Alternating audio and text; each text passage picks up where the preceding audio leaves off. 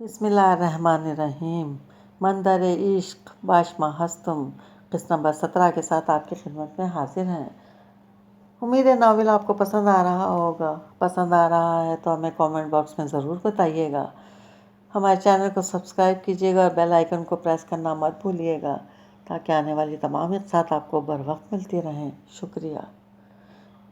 یہ ایئرپورٹ تو ختم ہی ہو گیا، ابھی تو صرف 3 گھنٹے ہوئے ہیں جبکہ 6 گھنٹے مزید انتظار کرنا ہے۔ وہ شیخ پکڑے اس کے پیچھے بھاگی تھی جب اس نے اسے موشوم کہا تھا، اور وہ لمبے لمبے سانس لے کر شیخ کا سپ لیتے اس سے بولی، اب میرے خیال سے زیادہ نہیں ہو گیا، کہیں بیٹھ جاتے ہیں۔ وہ اپنی جیکٹ کے بٹن کھولتے ہوئے بولا۔ صاف پتہ لگ رہا تھا کہ وہ تھک گیا ہے جبکہ وہ نفی میں سر ہلانے لگی۔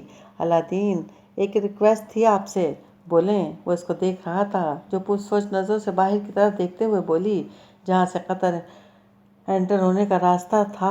وہ سمجھ گیا کہ محترمہ کے کیا ارادے ہیں، اور ارادے خاصے خطرناک تھے۔ نہیں، تم بھی نظریں، یس، مسکراتے لب۔ وہ چلنے لگی کہ دین نے اسے روکا۔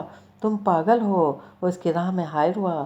آپ کو پتہ ہے یہ صرف آپ کو 24 گھنٹے کے اندر اندر باہر گھومنے کی اجازت دے سکتے ہیں، اس کے بعد ایئرپورٹ سے باہر جانے نہیں دیں گے۔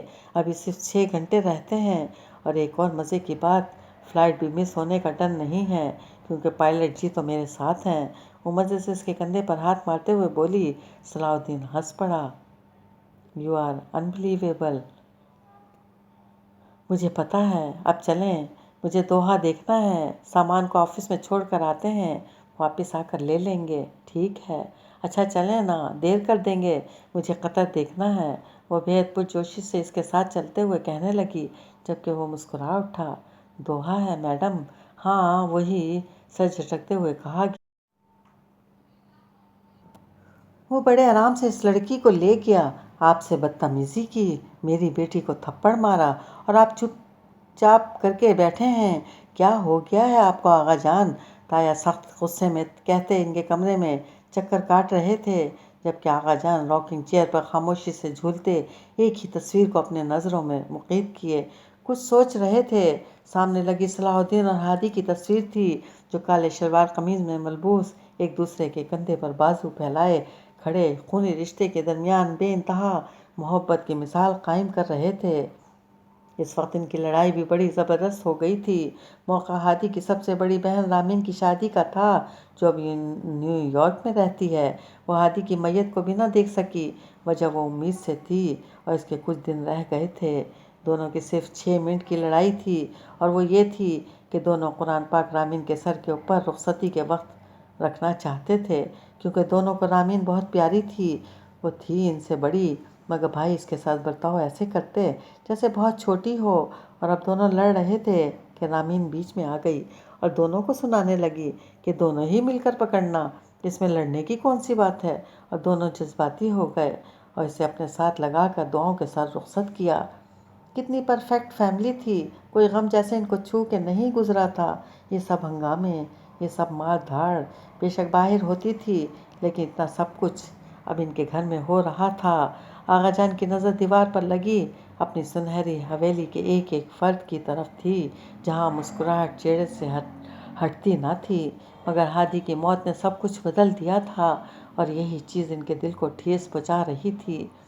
ایک دم کوئی بات ان کے دماغ میں گھسی اور ان کو سمجھ آ گئی، انا کو قائم رکھنا تھا کیونکہ سارے رشتوں میں اب بھی انا بھاری تھی۔ اذان کی آواز پہ صلاح الدین کی آنکھ کھلی۔ اس نے ارد گرد دیکھا، کمرہ تاریکی میں ڈوبا ہوا تھا اس لیے اسے کچھ نظر نہیں آ رہا تھا۔ اس نے ہاتھ اٹھانا چاہا جب اسے محسوس ہوا کہ کوئی اور بھی بستر میں موجود ہے، اور یہ بات سوچ کر وہ مسکرا پڑا۔ اس نے ہاتھ بڑھا کر لیمپ آن کرنا چاہا پر اس کی گھڑی نیچے گر گئی۔ آواز اتنی زیادہ اونچی نہ تھی لیکن سمرن ڈر کر اٹھ گئی۔ صلاح الدین نے تکیے سے فون نکالا جبکہ ان کی سہمی ہوئی آواز اور تیزی سے سانس لینے پر بولا، کیا ہوا؟ اندھیرا کیوں ہے؟ اس کی تیز لہجے میں بے پناہ وحشت تھی۔ امی، وہ بہت زیادہ ڈر گئی تھی۔ صلاح الدین نے جلدی سے لیمپ آن کیا اور اس کو دیکھا جس کا جسم ہولے ہولے کانپ رہا تھا جبکہ چہرہ پسینے سے بھیگ چکا تھا۔ بھیگ تو اس کی آنکھیں بھی گئی تھیں جنہیں وہ ہاتھوں کی پشت سے صاف کرنے لگی۔ موشم، اس نے اس کا بازو پکڑا लेकिन वो डर कर उछली। फिर अचानक सलाउद्दीन को देखकर थोड़ी पुरसुकून हो गई। वो मुंह पर हाथ फेरने लगी। सलाउद्दीन ने घड़ी उठाई और साइड टेबल पर रखकर इसकी तरफ आया। जब साइड बेड के किनारे पर पहुंच गई थी, दीन ने इसका बाजू अपनी गिरफ्त में लिया और हल्का सा खींचा। कोई नहीं यार, डर जाता है बंदा, इसमें रोने की कौन सी बात है। आपने कहा था आप लाइट नहीं बंद करेंगे, आपने क्यों बंद की? वो बुर्राई आवाज़ में बोली। आई एम सॉरी, असल में बीच में बिजली चली गई थी, फिर जब दोबारा आई तो लाइट ऑन होने से तुम्हारी आँख खुलने लगी थी। मैं जागा हुआ था, तुम्हारी नींद डिस्टर्ब नहीं करना चाहता था। वो इसे साथ लगा कर इसको थपक कर बड़े प्यार से बोला, आप मारेंगे तो नहीं? वो अब डर गई थी, वो भी तो इनके ख़ानदान का फ़र्द था। सलाउद्दीन ने सोचा, बहुत टाइम लगेगा इसको ठीक होने में। हाँ, बहुत ज़्यादा मारूंगा। इसके कहने की देर थी और वो घुट घुट कर रोने लगी। अगर पुराने वाली समरन को पता चले तो साल बाद ऐसी हो जाएगी। इसने तो इस वक्त अपने आप को शूट कर लेना था। इतनी डरपोक हो, तुम्हें याद है जब तुमने इस लड़के की कितनी पिटाई की थी? मैं सोच भी नहीं सकता था। उफ, इतनी बहादुर लड़की। अब इस बहादुर लड़की को देखो जो अंधेरे तक से डरती है। समरन को वाकई अपने आप से शर्मिंदगी महसूस हुई। वो कब थी ऐसी? सलाउद्दीन बिल्कुल सही कह रहा था। अगर वो साल पहले जान लेती इसका क्या हाल होना है। और वो आगे से बेबस हो जाएगी तो उसे यकीनन खुद को शूट कर देना था। मगर वक्त एक रेत की मानिंद मन मुट्ठी से निकल चुका था, जिसे चाहकर भी रोक नहीं सकती थी, ना ही वापस ला सकती थी। इधर देखो, इसने समरन का चेहरा उठाया।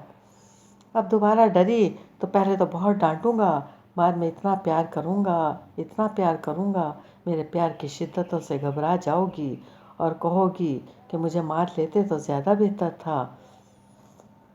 अब दोबारा डरी तो पहले समरन का चेहरा सुर्ख हो गया, इतना कि सलाउद्दीन को लगा सारा खून उनके चेहरे पर सिमट आया हो।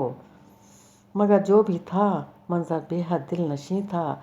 इसने समरन के सर पर अपनी मोहब्बत की शिद्दत छोड़ी और फिर बोला, शमा आफ्ताब मन हस्ती व महानूर अजीज़म के रूह मन राज पिया तरमी कुंद। ये आप मुझे ऐसे देख कर क्या कहते हैं? वो आज कहे बगैर न रह सकी थी। सलाउद्दीन हंस पड़ा और अपना सर होले से इसके साथ टकराते हुए कहने लगा, ये तुम खुद ढूंढो कि मैं क्या बोलता हूँ। फिलहाल नमाज पढ़ लें, देर हो रही है। समरन ने सर अज़बात में हिलाया। सलाउद्दीन ने मुस्कुरा कर इसके गाल छुए और इसका हाथ पकड़ कर उठ गया।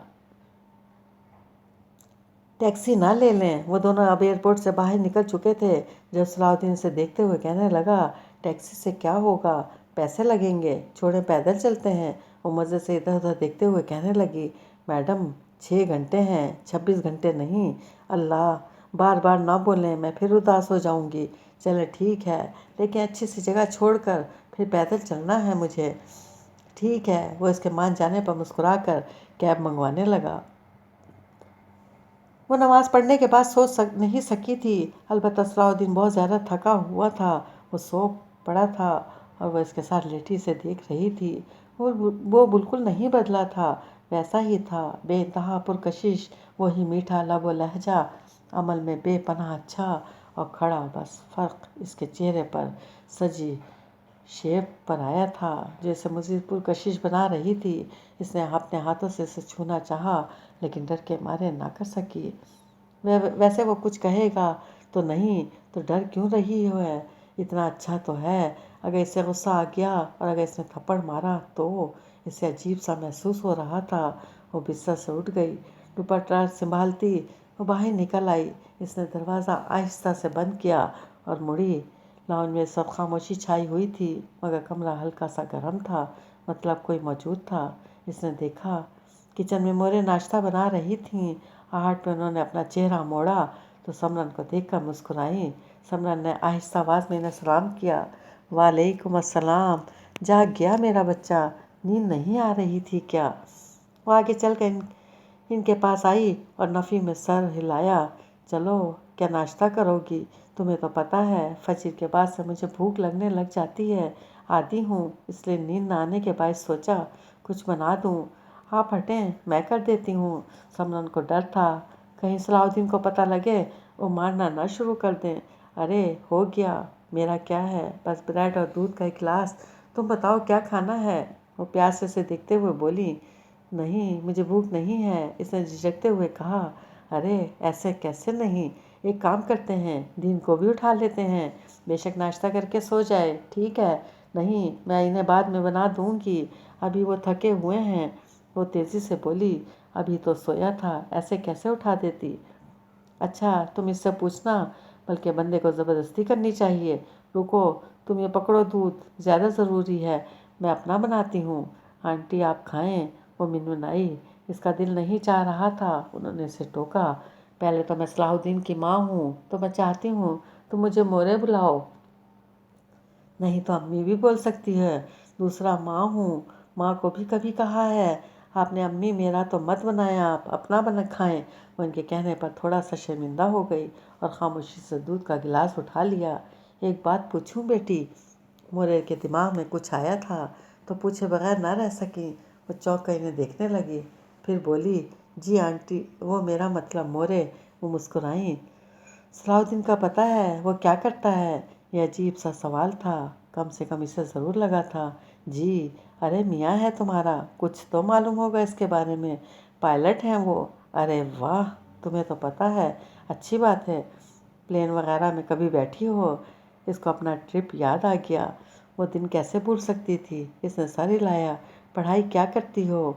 अब वो इसकी सोचों से निकाल कर इर्द गिर्द की बातें कर रही थी और वो इन्हें बड़ी नरमी और ठहर ठहर के जवाब दे रही थी।